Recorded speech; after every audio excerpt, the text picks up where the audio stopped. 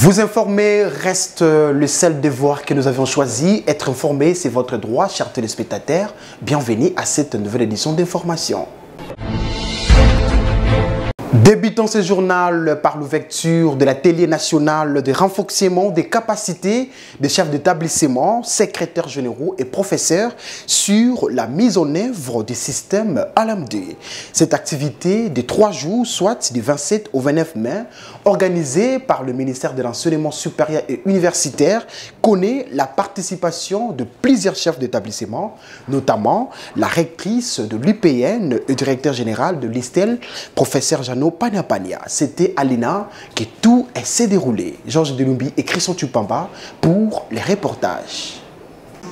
C'est donc avec beaucoup d'optimisme et de confiance en votre engagement que je déclare solennellement ouvert cet atelier national de renforcement des capacités sur le système licence master doctorat. C'est dans le cadre de la réforme de l'enseignement supérieur universitaire en RDC et afin d'assurer une mise en œuvre efficace du système LMD que cet atelier national de renforcement des capacités de chefs d'établissement, secrétaires généraux et professeurs est organisé par le ministère des LSU chapeauté par la professeure Safi Sombo. En présence de chefs d'établissement, à l'occurrence le professeur Janom Pagnampagna, président du conseil d'administration et directeur général de l'Institut supérieur technique de Lubumbashi et d'autres invités concernés, la professeure Marie-Thérèse Sombo a accueilli chaleureusement à Kinshasa les délégations venues de partout afin de tabler sur les défis majeurs portant sur les différents dispositifs pédagogiques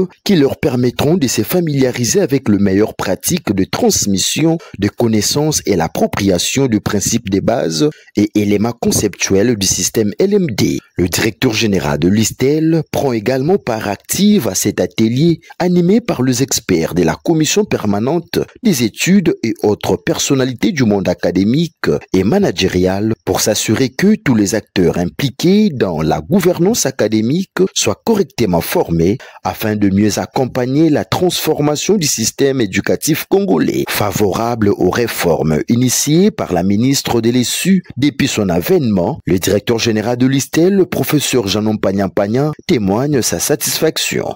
Notre présence est très capitale ici à Kinshasa pour que de notre retour dans la province du Haut-Katanga, que notre institution puisse rayonner aux standards exigés par le système licence, master et doctorat. Je tiens à remercier son Excellence Madame la ministre de l'Enseignement supérieur et universitaire, la professeure Thérèse Sombo Ayane, pour les initiatives louables et l'engagement pris au niveau de tout ce qu'il y a comme réforme au niveau de l'enseignement supérieur et universitaire. Notons que ces assises sont organisées du 27 au 29 mai en cours à Kinshasa, précisément à l'Institut national des arts INA en sigle.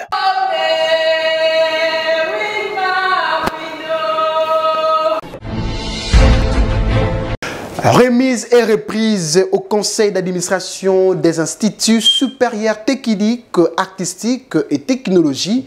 Le professeur Arthur Yenga a cédé son fauteuil à M. Mwamba Kalulandai, réhabilité par les conseils d'État. C'était à l'Académie des Beaux-Arts de Kinshasa. Images et commentaires. C'est sous la supervision de M. Kwete Iber, directeur chef des services et coordonnateur du corps d'inspecteurs de l'enseignement supérieur et universitaire, le représentant personnel du secrétaire général a su empêcher que cette cérémonie de remise et reprise et réinstallation de M. Mwamba Kalula Ndai Anastase, réhabilité par le Conseil d'État en sa qualité de secrétaire permanent du Conseil d'administration des instituts techniques, artistiques et technologiques de la RDC, a eu lieu le vendredi dernier à l'Académie des Beaux-Arts de Kinshasa, en présence du professeur Pichdi Henri Kalama, administrateur de CAISTA et DG de l'Académie des Beaux-Arts, le professeur Arthur Yenga, secrétaire permanent sortant, et les personnels de CAISTA venus pour assister à cette cérémonie. Tout a commencé par la lecture PV réhabilitant le nouveau locataire du CAISTA en ces termes. L'an 2025, le 23e jour du mois de mai, s'est déroulée la cérémonie des remises et reprises au poste de secrétaire permanent entre les concernés, professeur Arthur Yenga Aobe, faisant fonction, M. Wabakanou Andai Anastase, le secrétaire permanent à Rantan. Suivi du mot du secrétaire permanent sortant qui a remercié l'autorité des tutelles pour la confiance placée en sa personne et l'ensemble du personnel des CAISTAD. Il a par ailleurs demandé pardon à tous ceux qui ont été lésés durant l'exercice de ses fonctions. De son côté, le secrétaire permanent réhabilité a promis de ménager aucun effort pour accomplir sa mission au sein des CAISTAD. Je n'ai pas beaucoup à dire. J'ai pris acte des paroles qu'il m'a adressées. Et si effectivement il y a eu des échanges entre lui et moi, les pardons est mutuel. Nos remerciements vont d'abord à l'autorité de tutelle. Je ne voudrais pas ici rappeler tous les membres judiciaires qui ont démaillé tout ce dossier. Je tiens d'abord à remercier dans son essence Madame la Ministre pour la confiance que vous venez. Il n'y a pas d'inquiétude, sauf que s'il y a eu des erreurs qui ont été commises dans le passé, nous allons pouvoir les remédier. Notons que cette cérémonie s'est clôturée par la remise et reprise entre les deux personnalités en toute convivialité.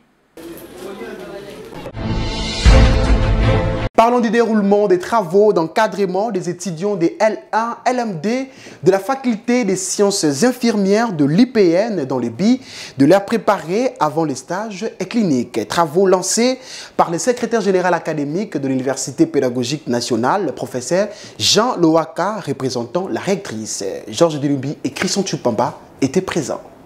Je dois localiser là où se trouve l'artère sur laquelle je vais placer mon tambour. Ils sont préparés davantage pour affronter la réalité du terrain lors de leur stage clinique en pratiquant les notions théoriques apprises à l'université.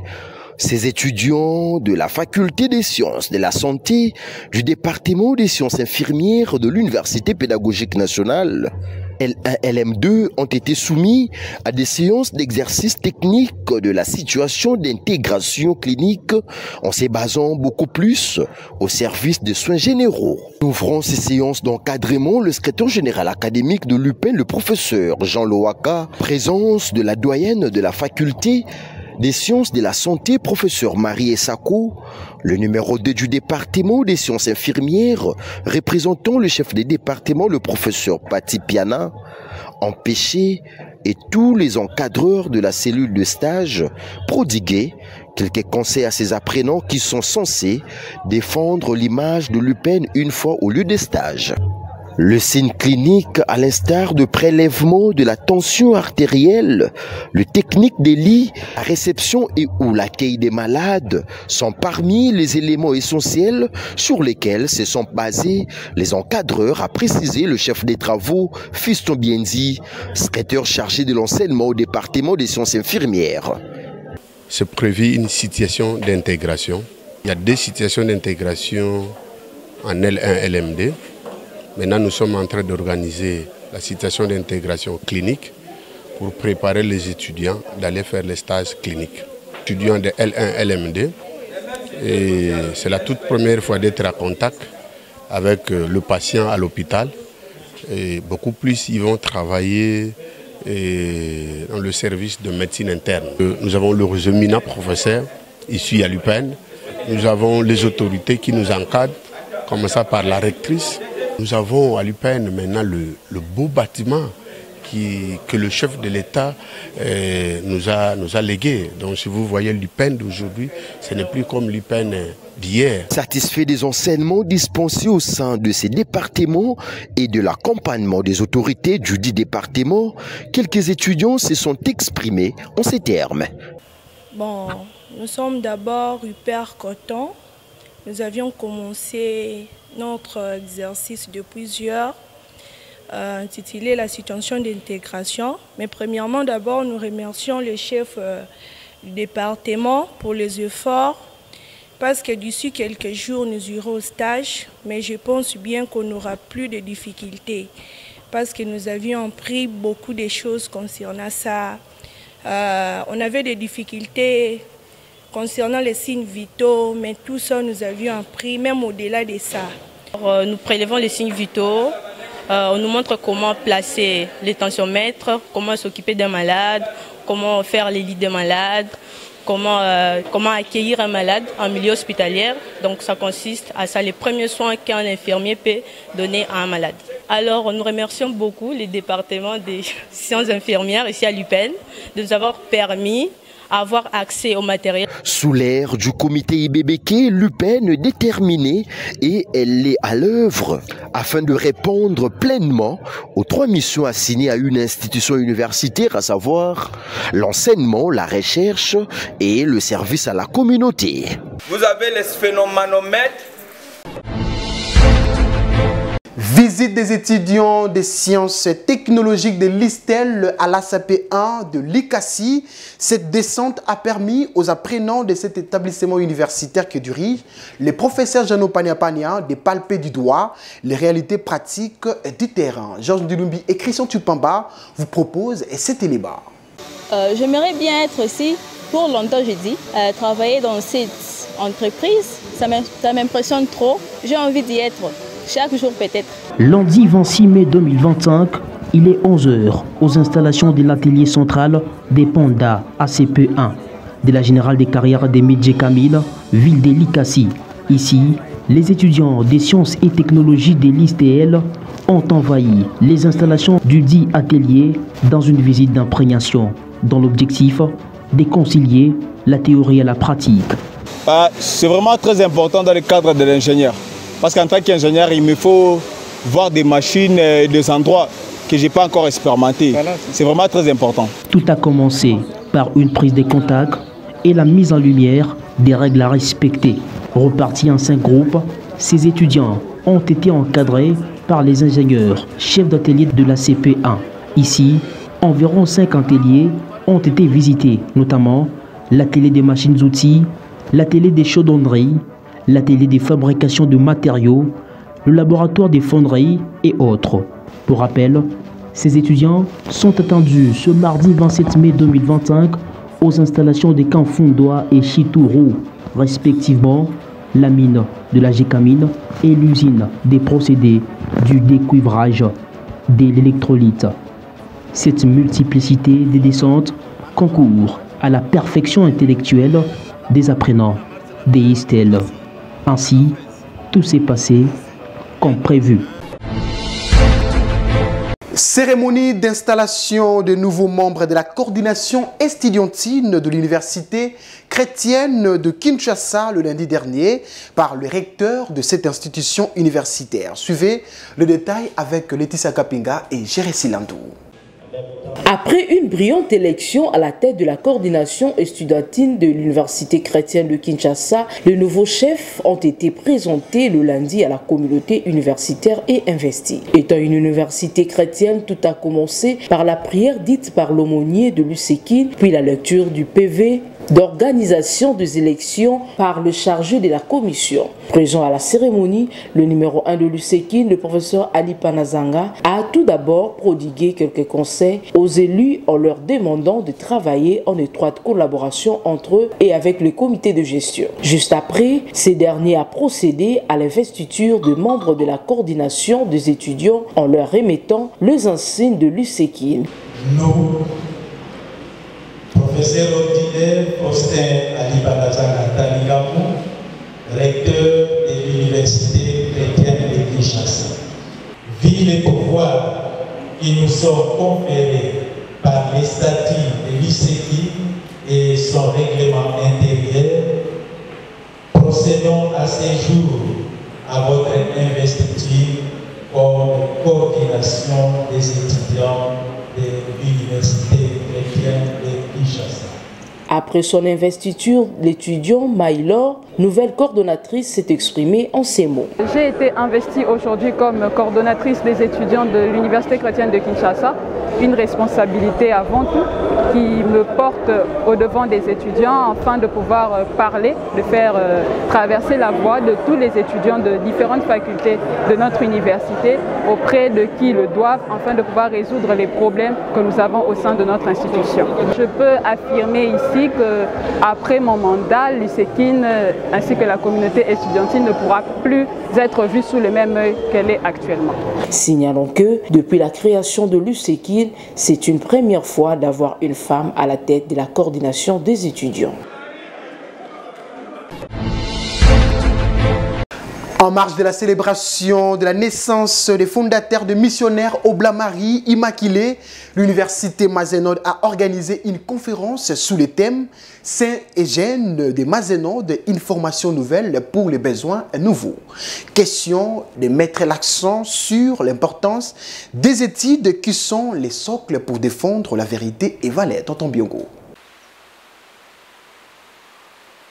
Plusieurs étudiants de l'université de Mazenod, le membre de la congrégation des Oblats du Congo et d'autres invités ont pris part à cette conférence débat et en comme thème Saint-Eugène de Mazenod, une formation nouvelle pour de besoins nouveaux. Organisée par l'université de Mazenod, cette activité s'inscrit dans le cadre de la célébration de la naissance au ciel de Saint-Eugène de Mazenod, fondateur de missionnaires Oblats de Marie Immaculée. D'entre deux jeux, le frère Félicien Madidi, l'unique orateur du jour, a exposé sur la lettre écrite le 21 mai 1861 par le Saint-Eugène de Mazenod sur la question de l'importance des études qui doivent nous servir pour défendre la vérité et des valeurs qui nous sont chères comme voulaient les fondateurs. Pour terminer, ce dernier a souligné qu'il ne faut oublier l'objectif principal. Tout ce que nous faisons doit être pour Dieu, pour la gloire de son nom, au service de l'Église et investissons-nous pleinement dans nos études, perfectionnons notre capacité à communiquer et à écrire et faisons-le toujours avec une intention pure au service d'un but plus grand que nous. C'est ainsi vous ferez la différence. Après cet exposé, l'heure était au jeu de questions et réponses, rappelant qu'une messe d'action des grâces a été dite avant cette conférence en mémoire du fondateur de missionnaires Oblats de Marie Immaculée Saint-Eugène de Mazenod.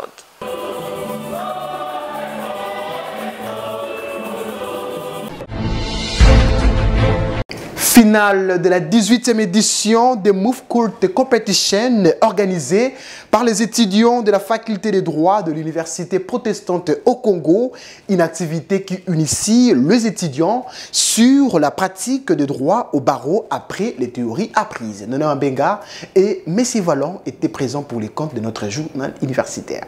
Répétez alors sous vos applaudissements, est-ce qu'on peut accueillir les vainqueurs de la 18e édition?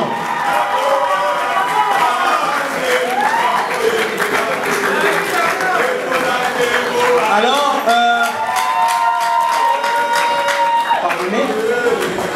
c'est une grande finale de la 18e édition du Move Court Competition qui a opposé les cabinets Baudelaire et associés d'une part et Mingo et associés d'autre part. Autour de l'affaire Ialia avec H contre Ialia sans H. Ces étudiants de la faculté des droits de l'université protestante au Congo ont mis en pratique les notions théoriques apprises devant les professionnels des droits en vue de l'aiguiser une compétence en rapport avec la gestion du barreau. Au nom et à l'Académie des agents instrumentaux. Monsieur le Président, les législateurs, à l'article 57, bien sûr, du Code de procédure pénale, en établissant... lorsque vous lisez la Constitution n'a établi aucun critère d'hierarchisation entre... Le coordonnateur de cette 18e édition, Doumbou, est revenu sur les objectifs de cette compétition des procès fictifs, tout en remerciant ses partenaires. Les débuts d'une nouvelle ère. Un monde dans lequel l'étudiant en droit n'aura plus jamais peur de sortir ce qui est en lui. Un monde dans lequel l'étudiant en droit n'aura plus jamais à craindre le professionnel de droit. En ce qui concerne la pratique du droit, un monde dans lequel nous ne poserons plus de questions sur savoir comment faire, comment dire et comment font les professionnels. Pour cette édition, la 18e qui s'achève, nous nous sommes posé des questions auxquelles nous avons eu les réponses. Nous nous sommes assignés des objectifs qui, tant soit peu, ont été atteints one by one. L'organisation, pas facile du tout. Il fallait courir sur le plan de l'UPC, frapper aux différentes portes des sponsors, visiter mon bureau, contacter différentes personnalités, non pas dans le but de nous enrichir financièrement, mais dans le but de rendre plus riche la science que nous partageons.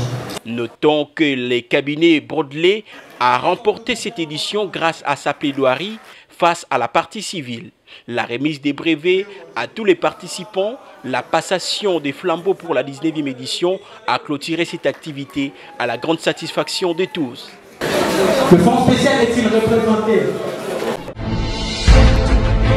L'Institut supérieur de technique médicale de Kinshasa, que dirige la professeure Joséphine Toumba, a procédé à l'inauguration de la salle de funérarium à l'hôpital général de référence d'Ndjili en présence des autorités politico-administratives et d'autres invités des marques. Suivez. Plusieurs personnalités politico-administratives, le médecin, le membre de l'association sans but lucratif Vie Meilleure au Congo, ont pris part à la cérémonie d'inauguration de la salle de funérarium de l'hôpital général de référence d'Ndjili, organisée par le comité de gestion de l'Institut supérieur des techniques médicales de Kinshasa, que dirige la professeure Joséphine Toumba Kankolongo. Dans son mot de circonstance, le professeur Dr Thierry Paloukou, médecin directeur de l'hôpital général de référence d'Ndjili, a précisé que cette œuvre est le fruit de la collaboration entre l'ISTEM et l'ASBEL Vie Meilleure au Congo. Il a en outre déclaré que cette collaboration permettra à la communauté universitaire, les autorités locales et les acteurs du terrain à avoir un espace aménagé et apaisant pour rendre hommage dans des conditions respectueuses de la dignité, corps des illustres disparus et du confort des familles. Après l'allocution de Madame Régine Naozeo, représentante de l'ASBEL Vie Meilleure au Congo, suivi du mot d'encouragement et de satisfaction du bourgmestre de la commune de Ndjili, le professeur Basila Ilengi, secrétaire général académique de l'ISTEM de Kinshasa, a procédé à la coupure du ruban de cette salle de funérarium. Motif de satisfaction pour le professeur Thierry Paloukou, médecin directeur général de l'hôpital général de référence d'Ndjili, et Madame Régine Naozeo, représentante de l'ASBEL Vie Meilleure au Congo, de placer un mot quant à ces. Le mot que nous avons à placer ces jours, c'était un sentiment de satisfaction et de fierté. Fierté puisque nous sommes accompagnés, si vous voulez, l'hôpital général de référence d'Ndjili, qui est une des sections de l'ISTEM Kinshasa, est accompagné, comme vous pouvez le constater, par les autorités du comité de gestion de l'ISTEM, à qui nous disons merci. Merci, puisque cet accompagnement nous a permis de pouvoir réaliser, si vous voulez, la construction de ce funérarium, afin de pouvoir continuer la modernisation de l'hôpital général de référence d'Ndjili. Je profite de cette occasion pour remercier d'abord le chef de l'État pour son soutien au développement de la santé de la population. Notre ASBEL a pour mission de construire des bâtiments, des écoles et tout. C'est pourquoi nous sommes là aujourd'hui pour l'inauguration de notre salle, qui est une salle polyvalente, funérarium. Ici de noter que cette salle de 8 mètres sur 20 a une capacité d'accueillir plus de 300 personnes pour exposition de corps des illustres disparus.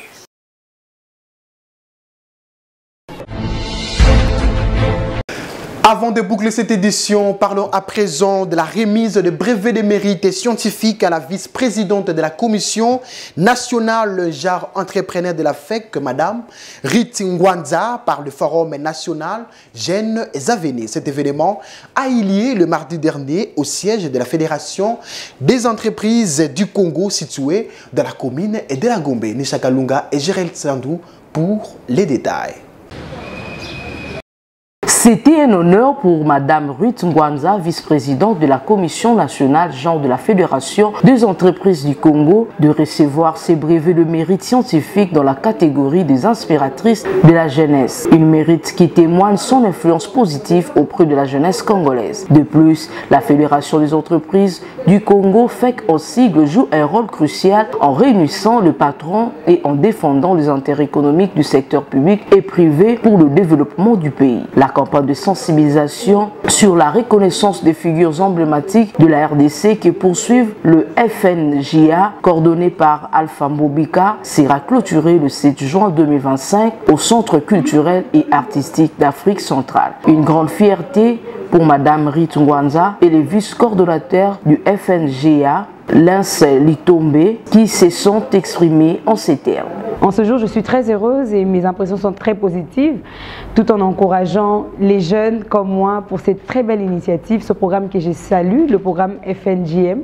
C'est vraiment très honorant de voir les jeunes pouvoir prendre des initiatives aussi importantes et pouvoir valoriser mais promouvoir les autres jeunes et les autres personnalités qui impactent, qui contribuent au développement socio-économique de la RDC. Je lance un appel aux autorités de notre pays, que ce soit dans les secteurs privés ou publics. C'est vraiment des jeunes à encourager, des initiatives très encourageantes parce qu'aujourd'hui, la sensibilisation, la conscientisation de la jeunesse est aussi importante pour les changements de mentalité. Aujourd'hui, nous sommes à la FEC pour remettre les brevets de mérite à Madame Ruth Ngwanza. Nous en profitons aussi de cet événement ou de cette opportunité pour faire appel à tout le monde de venir rehausser de leur présence. Nous les invitons au centre culturel qui est juste en face du Palais du Peuple. Derrière la caméra, Jérès Landou, une réalisation de Dr Lema, toujours sous la coordination de l'honorable coordonnateur André Mouchongo Machara. Chers téléspectateurs, cette édition